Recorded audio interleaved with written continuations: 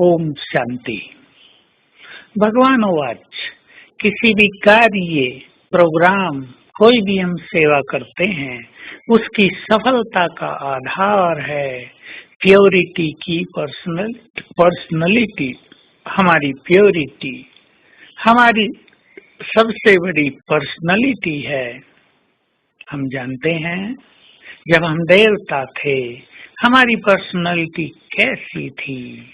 जब देव रूप में हमारा पूजन हुआ, हमारे जड़ चित्रों की पर्सनैलिटी भी कैसी थी।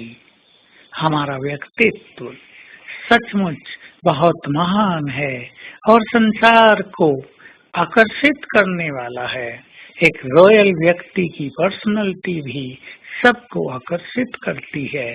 उसका चलना, देखना, खाना पीना, उठना बैठना, बोलना, व्यवहार करना, सब आकर्षण का केंद्र बने रहते हैं। लेकिन हमारी पर्सनैलिटी, हमारे व्यक्तित्व का आधार है हमारी प्योरिटी, हमारी पवित्र दृष्टि। तो जो भी हमारे सामने आए, उसे हमसे पवित्र वाइब्रेशंस मिलते रहें। ये इस महान ईश्वरीय कार्य में बहुत बड़ा योगदान होगा।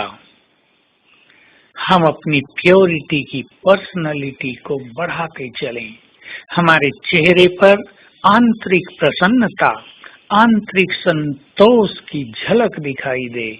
हमारी संपूर्ण प्योरिटी का ये प्रैक्टिकल स्वरूप होगा आंतरिक संतुष्टि और बहुत आंतरिक प्रसन्नता। बहुत बाहरी प्रसन्नता तो आपे ही चेहरे से झलकेगी, लेकिन हमारा चित्त बहुत प्रसन्न हो, हम आनंद से भरपूर हो गए हों, हमारा दिल ये गाता हो कि तुम्हें वो सब कुछ मिल गया जिसकी तुम्हें जन्म जन्म से तलाश थी। तुमने वो सब कुछ पा लिया जो तुम्हें पाना चाहिए था। तुमने उन सभी खजानों से स्वयं को भरपूर कर लिया जो जन्म जन्म तुम्हारे काम आएंगे। तुमने अपना भाग्य बहुत उज्जवल कर लिया। हमारे दिल से ये आवाज निकले और प्रभु मिलन के बाद, ईश्वरीय अनुभूतियों के बाद आत्मा संपूर्ण रूप से तृप्त हो गई हो, तो हमारी संतुष्टता का प्रकाश हमारी प्योरिटी की पर्सनालिटी बनकर चारों ओर फैलेगा और संसार की आत्माओं को आकर्षित करेगा।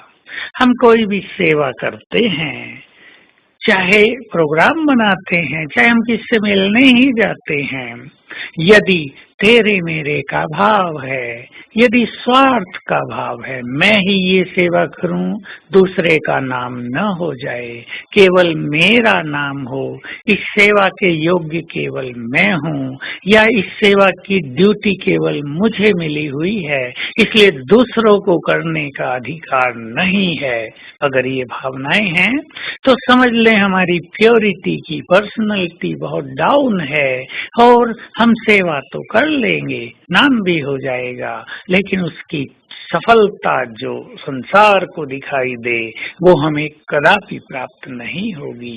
इसलिए हम सभी व्यर्थ संकल्पों से, स्वार्थ की भावनाओं से परे हो जाएं।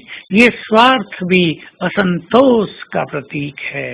ये स्वार्थ भी एक बड़ी सूक्ष्म, छोटी नहीं बड़ी सूक्ष्म इम्प्योरिटी है। स्वार्थ भाव बाबा के कार्यों में बहुत बड़ी बाधा है और स्वार्थ से करने वाली सेवाओं के बाद उसका पुण्य भी जमा नहीं होता, क्योंकि उसका तत्काल फल मिल जाता है, मान और सम्मान, जिसे बाबा कहते हैं वे कच्चा फल खा लेते हैं।